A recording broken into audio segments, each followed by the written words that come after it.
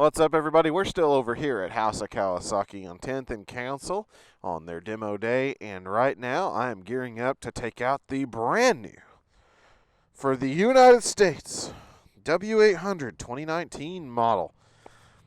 A bike that goes back to the heritage of when the Japanese beat the British. Parallel upright twin engine, wire spoke wheels, big bulbous tires, bullet fairing, kind of a cross between a cafe and a clubman racer.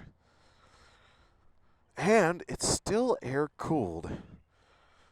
Would you look at that? This bike is equipped, of course, with APS and all the fun modern things, so you get everything on it. It is a good looking machine all the way around. I'd like a more exciting color than brown, but then again, my 79 Honda is brown, so this is kind of a very big harken back to brownness. So let's take a look at what we got here. We got twin analog clocks here. We have, of course, your speed on the left and your tach on the right. Turn signal separate with a high beam indication, neutral, fuel, and an ABS service engine battery. When you click on here, we go trip 1.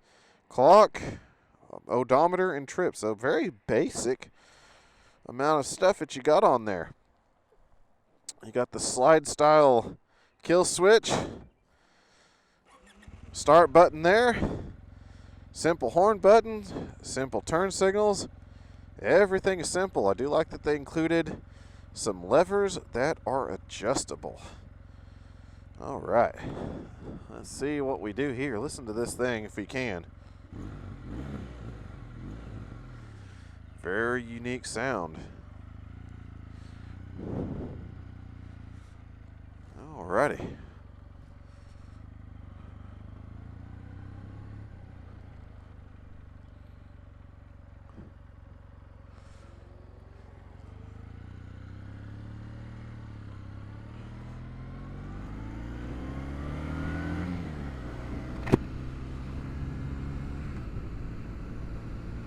This is all kinds of right. This feels like a classic motorcycle. There's buzzing all over the place. The mirrors are buzzing. Buzzing everywhere. The engine just kind of has that brrr noise. It's got a nice... This bike has a lot of character. Ergonomically, you have pretty much your legs slightly back, but not rear set, so more mid. My knees do come forward from it and match the tank on the pads.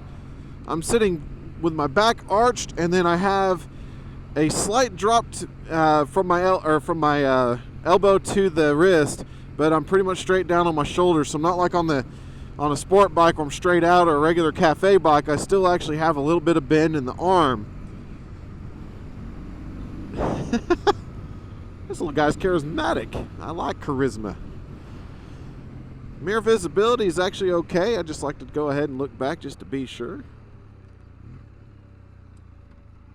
And engine braking is very good. All right. So W800 has been around elsewhere for quite a while now. They brought it back several years ago, and then they finally brought it to the U.S. because we're going through that Neo Cafe craze. And like I said, this is kind of a cross between cafe and clubman, because you see the more clubman bar here, and it's more of a clubman stance too when you're riding it.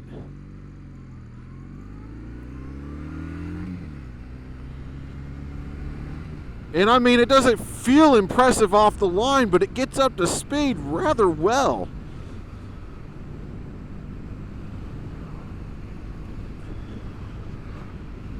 Like I said, I love the way the engine is.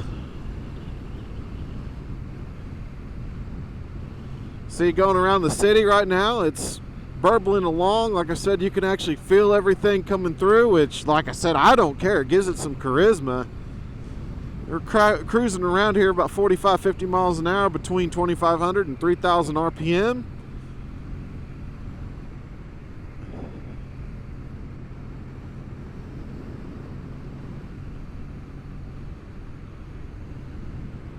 It's just a real easy bike to ride. Now, I was excited for this bike coming out at the Dallas show, and we got to sit on the pre-production model that was there, and that particular one was actually pretty darn uncomfortable. The seat was not what I was expecting. It sat down on it, it's like, this is kind of bad, but they have improved it since that day. So if you've ever sat on the pre-production one, then this one is actually way better.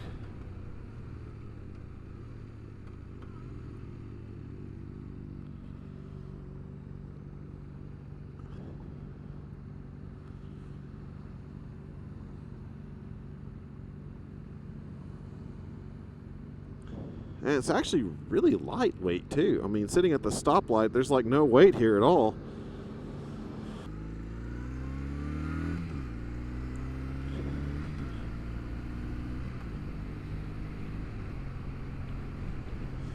And this is actually a 5-speed transmission as well, so it kind of harkens back to the older days with having a 5-speed versus a 6. But like I said, where we stand at, and the way this bike is torqued so low,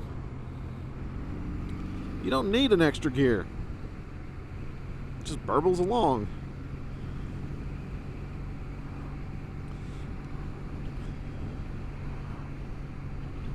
And so far the suspension's been pretty decent.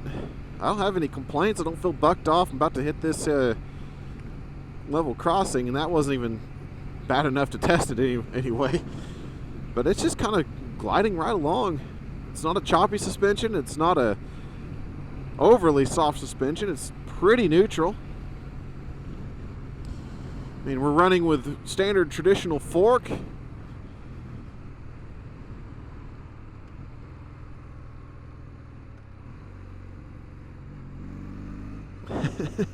Like I said, this thing just sounds all sorts of right. It sounds like the old school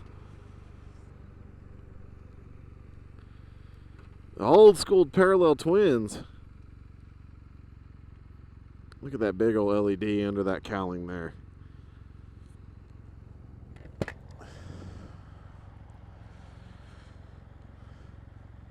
Ergonomically, I mean, everything is so simple.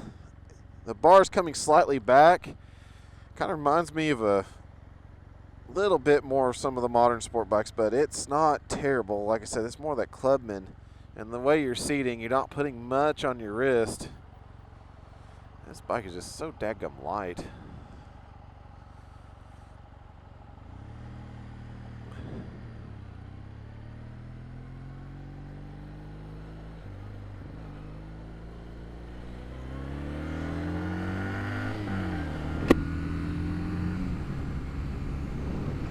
Like I said, it doesn't have all the power in the world, but it gets up and goes. I would say it's not as fast as a V7,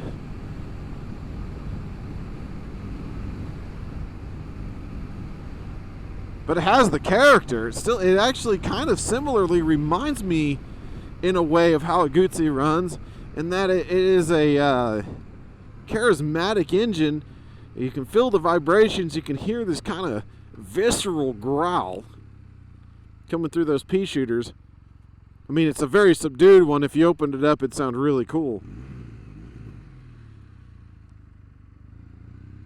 And clutch response is actually about halfway through on a cable operated clutch.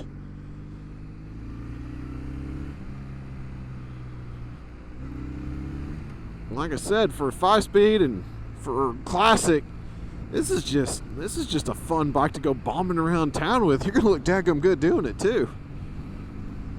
Great looking little machine. And comfortable. I'm actually very comfortable on it. Got off the H2 and I wasn't so comfortable on that one, but this one is just lovely. I could actually ride this bike a while.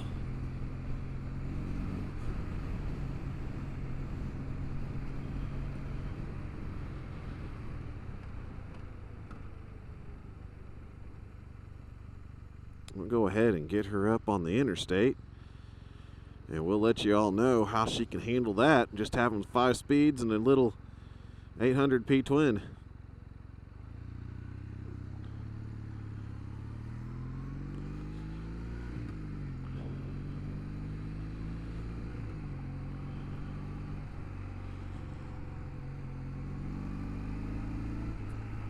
This is just a perfect bike for what I'm doing right now. Getting in and out of traffic, just kind of going around.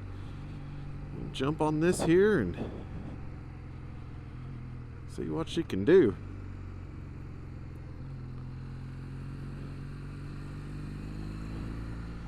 It's a little heavy on the front end of it. So steering does require a little bit of input, but part of that is because of the way we're weight distributed with a very short handlebar. We don't have much leverage to pull that weight around.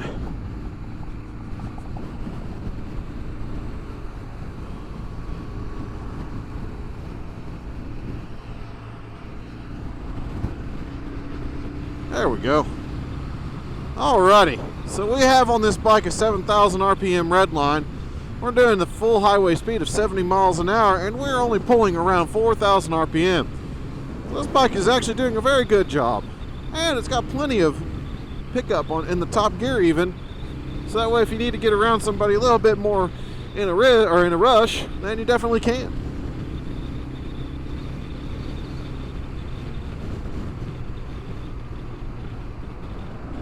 Also, in the wind we have today, it feels very planted over these broken roads. This suspension is still really wonderful. This is a very happy little bike. It's a great machine. I like it quite a bit. This is kind of the bread and butter of motorcycles. It's extremely simple,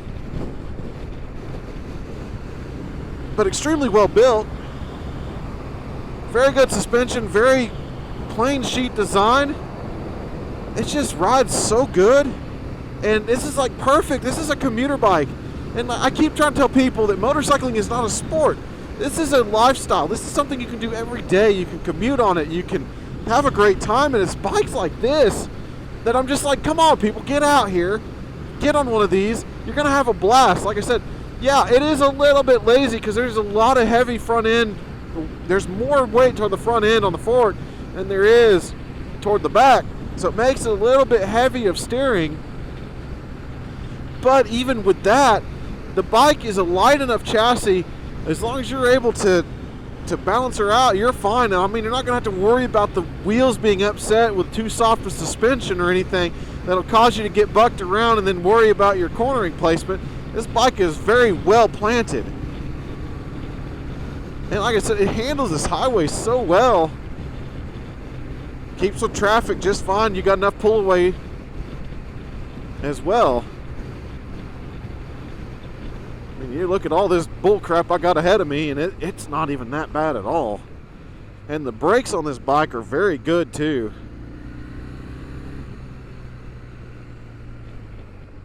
Yeah, they'll bring you down, and you're on a single in the front and rear, and it still brings you down just fine. This has been a great little ride today on this bike. I'm impressed. I really was excited about this one coming out to the U.S. because the way it looked, the awesome. I mean, this one's the most. To me, this is the most classic look out of all of them because you still put the pea shooter exhaust on there. You still put the old brown paint.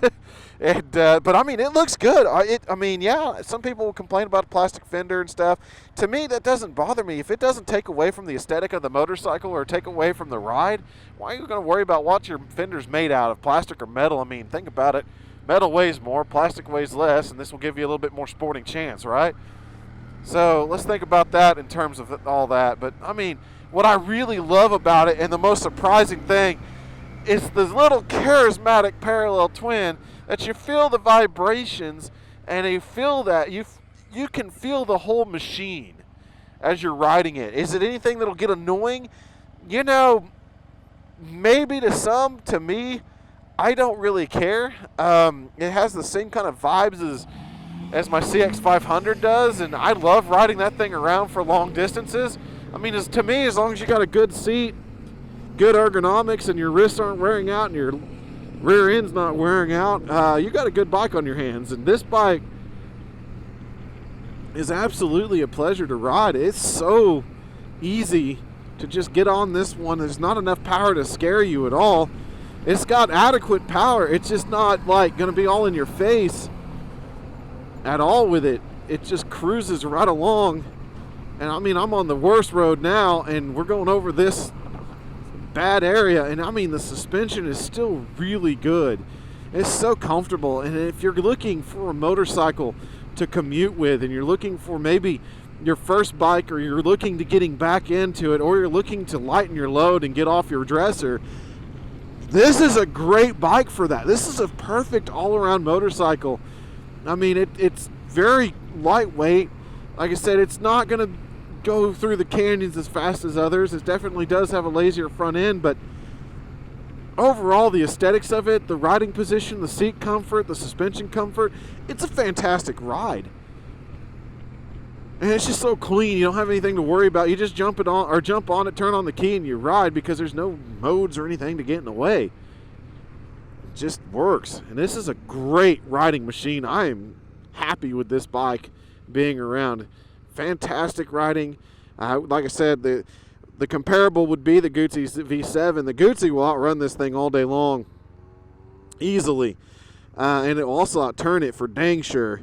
But yeah, the Guzzi will definitely be the bike that's in the same realm as this one. And I will say the Guzzi's going to be faster. The Guzzi's lighter on its feet. This one, like I said, you can definitely tell it's got a heavier front end. But I mean, if you're looking, like I said, as a rider, if you're looking for a bike to lighten that load, get off the dresser, get back on your bikes, or whatever you're doing, this is a perfect bike for it, especially if you like old school motorcycles that rumble, that you can feel the vibrations in and everything, because this bike definitely does. It is a fantastic riding little machine. So at any rate, this is the Rabid Hedgehog back at HOK, and this has been the ride of the W800, a fantastic little harken to the past. Keep that shine set up. We'll catch you on the next review.